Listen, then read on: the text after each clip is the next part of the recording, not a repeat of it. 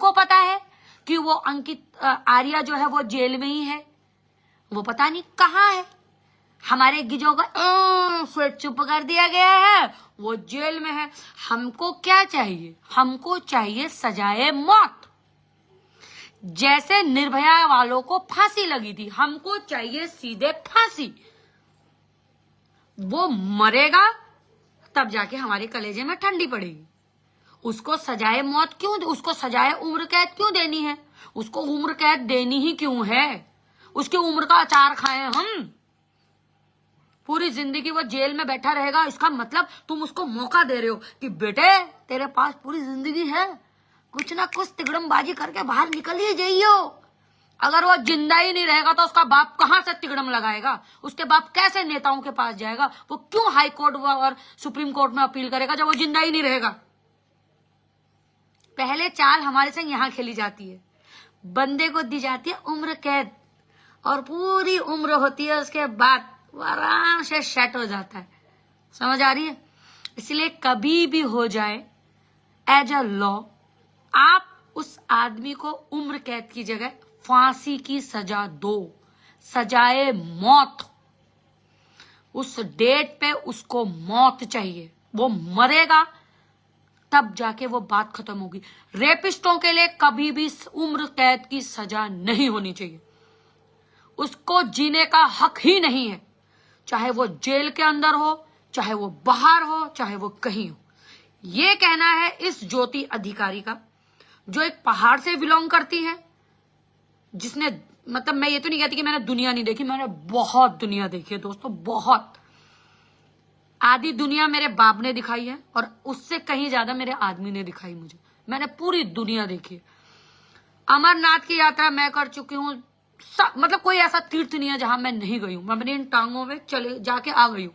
मैंने बुढ़ापे के लिए कोई ऐसा सपना नहीं रखा है कि मेर चल जवान हैला, पढ़ लिख बे नौकरी करला, मुझे तीर्थ घुमे ना जी।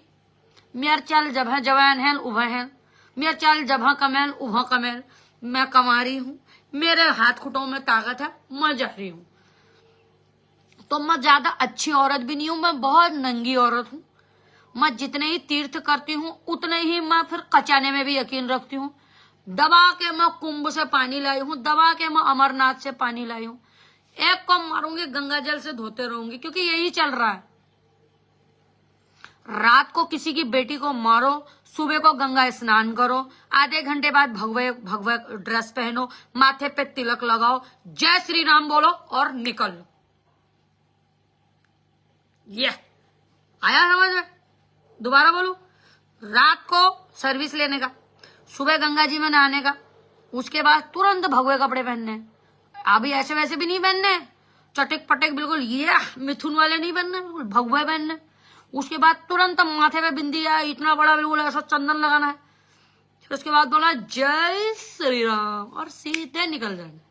तुम्हारे सारे पाप खत्म तुरंत, एकदम। तुम परमात्मा तुमको ऊपर बुला लेगा।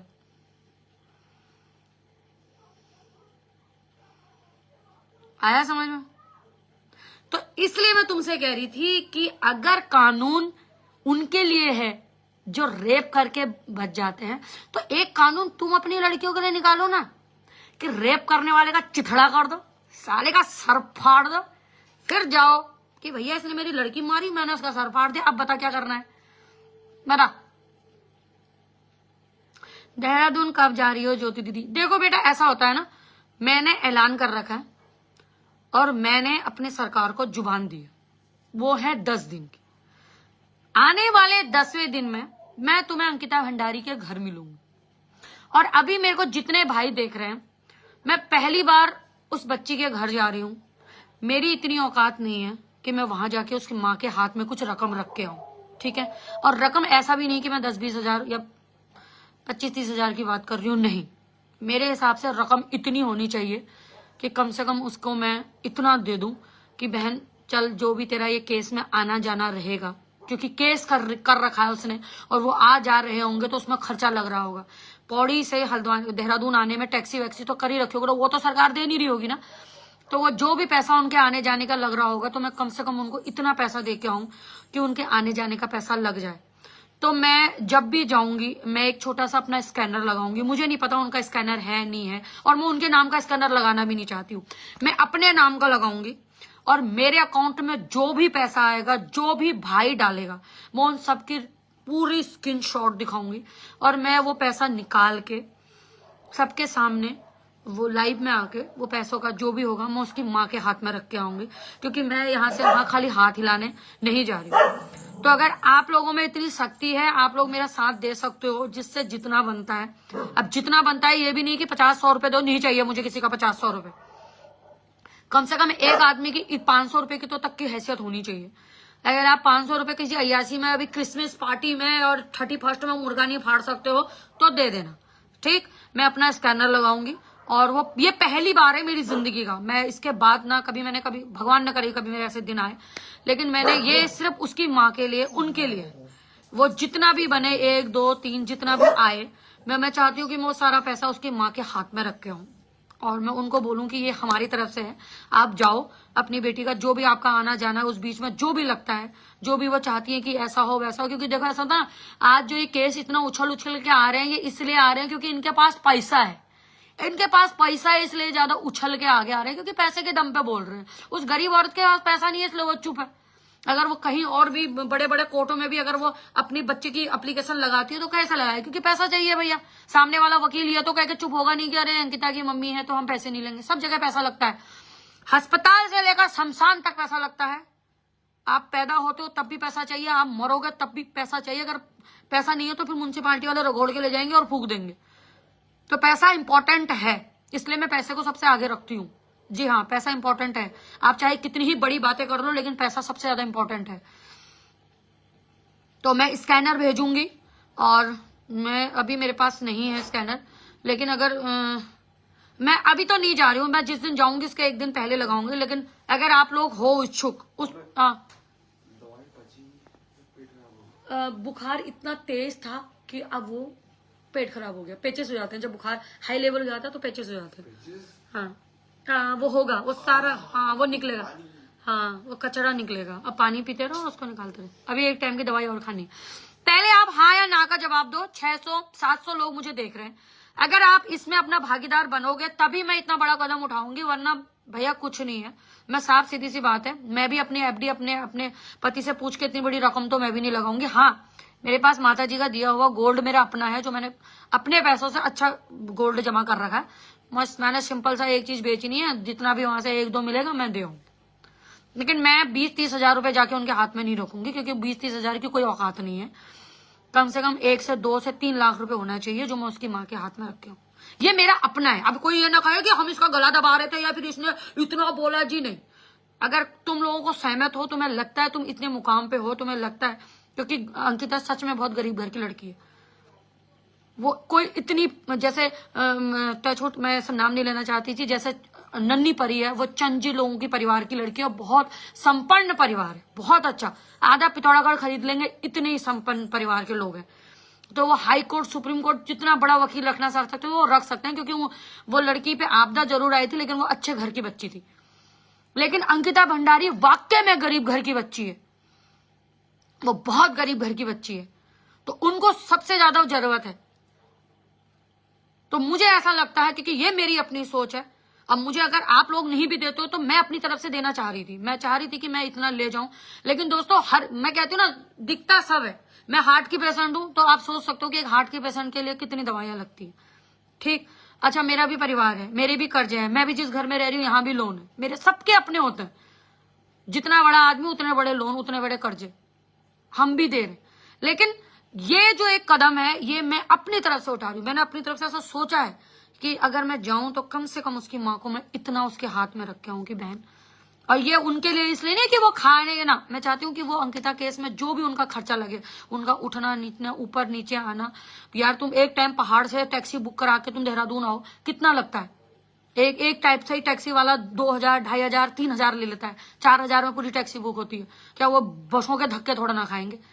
तो कम से कम इस बीच में जो भी उनका आना जाना हो, कम से कम इतना तो हो कि वो अपने घर में दबा के 2 महीने का राशन पानी भर दे अपने बच्चों के लिए, और अपने बच्चों से कहे कि अब हम दीदी के केस में पूरा ध्यान लगाएंगे, क्योंकि मैं ही हूं। अगर मैं घर से बाहर जाती हूँ तो मेरे को सबसे बड़ी टेंशन होती है कि यार घर में राशन पानी दब के होना चाहिए, ताकि मैं घर से बाहर भी रहूं तो मेरे बच्चे कुछ भी पका के खा ले। तो मैं सबसे पहले अपने घर में 2-2 3-3 सिलेंडर भरती हूँ, राशन पानी दबा के रखती हूँ।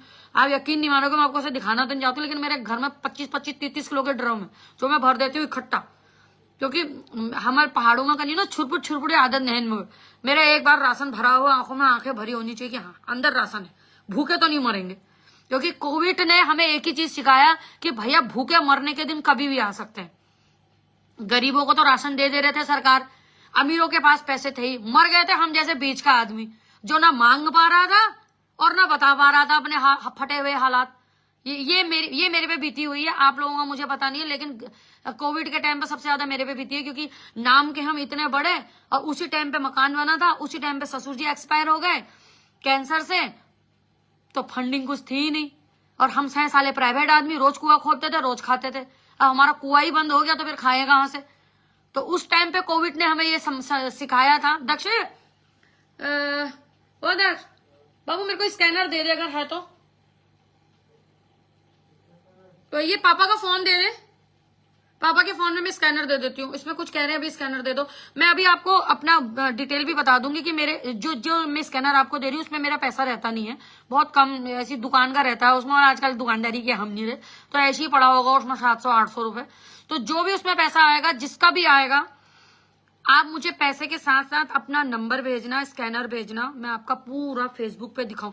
क्योंकि मैं एक ही चीज कह रही हूँ कि किसी का पैसा खाना मतलब उसका गू खाने के बराबर होता है मेरे हिसाब से। अगर आप लोग ज्योति अधिकारी को पहचानते हो तो मैं तो ऐसी हूँ, किसी का पैसा खाना, किसी का हक खाना मतलब गू खाना, इससे अच्छा आदमी गू खा ले। तो मैं ऐसी हूँ, मेरा ऐसा सोच है कि मैं जिस दिन भी अंकिता भंडारी के घर जाऊं तो मैं अपनी तरफ से इतना देके आऊं। और अब मैं नहीं चाहती कि मैं अपनी तरफ से दूं, मैं चाहती हूँ आप सबकी तरफ से, कि मैं कहूँ कि आज मैं सोशल मीडिया पे इस मुकाम पे हूँ कि ये जितने भी मेरे भाई बहन है इन सब ने इतनी पूंजी जमा कर रखी है, ये बहन तू रख। इसलिए मैं अब कह रही हूँ, अगर फिर भी मैंने अभी आप लोगों को स्कैनर दिया नहीं है, कि जितने लोग आप देख रहे हो अगर आपको लगता है कि मैं गलत कह रही हूँ तो प्लीज एक बार कमेंट कर दो। गलत कमेंट में जल्दी पढ़ लेती हूँ, लेकिन अगर आपको लगता है कि नहीं बहन इतना तो हम कर ही सकते हैं तो प्लीज बताओ मुझे कि मैं सही है गलत। बाबू ला दे पापा के 1 मिनट रुक रहा है। हाँ 19 को क्या है निमानन, मैं मंगा रही हूँ। हाँ है तो अपना मुंह बंद कर। ओ गुन्नू, ये पापा के सिराने से पापा का फोन ला दो बाबू। मैं अपना ही भेज रही हूँ और किसी का नहीं भेज रही हूँ। कल को अगर ज्योति अधिकारी पैसे लेके भाग गई तो तुम उनकी फोटो दिखा सकते हो कि ये फ्रॉड औरत ने हमरे पैसे खाए, ऐसा कर कह सकते हो तुम। लेकिन मैंने ऐसा सीखा नहीं है दोस्तों, मैं जितना हो सकता है दे आ सकती हूँ।